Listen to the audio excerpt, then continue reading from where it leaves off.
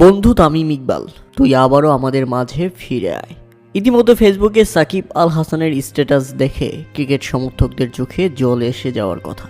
ইস, এই সুন্দর বন্ধুত্ব যদি নষ্ট না হতো, বিশ্বকাপের সময় এই বন্ধুত্ব যদি অটল থাকতো, বাংলাদেশ আজ আরও সুন্দর হতে পারত। প্রিয় বন্ধু অসুস্থ, অথচ আজকে সাকিব আল হাসানের জন্মদিন। তাই তো সাকিব বললেন, আমার বন্ধু অসুস্থ, অর্থাৎ আমার বেস্ট ফ্রেন্ড অসুস্থ, সেখানে আমি ভালো থাকি কি করে?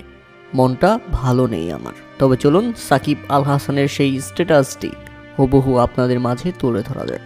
আজ আমার জন্য বিশেষ দিন, কিন্তু মনটা পুরোপুরি আনন্দে নেই, কারণ আমার প্রিয় সতীর্থ ও প্রিয় বন্ধু তামিম ইকবাল অসুস্থ। মাঠে আমরা একসঙ্গে অনেক লড়াই করেছি, অনেক স্মৃতি রয়েছে, আর সবসময় চাইবো আমাদের এই পথ চলা আরও দীর্ঘ হোক। তামিম, তুমি বাংলাদেশ ক্রিকেটের অন্যতম বড় শক্তি। তোমার দ্রুত সুস্থতা ও মাঠে ফিরে আসার জন্য দোয়া করছি। ইনশাআল্লাহ তুমি খুব তাড়াতাড়ি সুস্থ হয়ে আমাদের মাঝে ফিরে আসবে। তামিমের জন্য আপনার দোয়াই হবে আমার জন্মদিনের সেরা উপহার।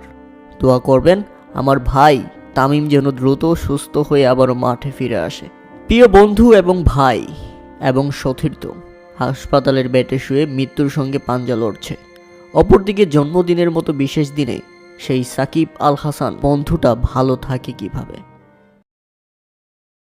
আশা করি তামিম তাড়াতাড়ি সুস্থ হয়ে যাবে। আপনারা সবাই ওর জন্য দোয়া করবেন, ওর পরিবারের জন্য ওই ডিফিকাল্ট টাইম যেন ভালোভাবে পার হয়ে যেতে পারেন। ঠিক আছে, থ্যাংক ইউ ভাই, আপনাকে জন্মদিনের অনেক অনেক শুভেচ্ছা ভাইয়া। আমরা আশা করি খুব দ্রুতই আপনাকে মাঠে দেখতে পারবো ভাইয়া।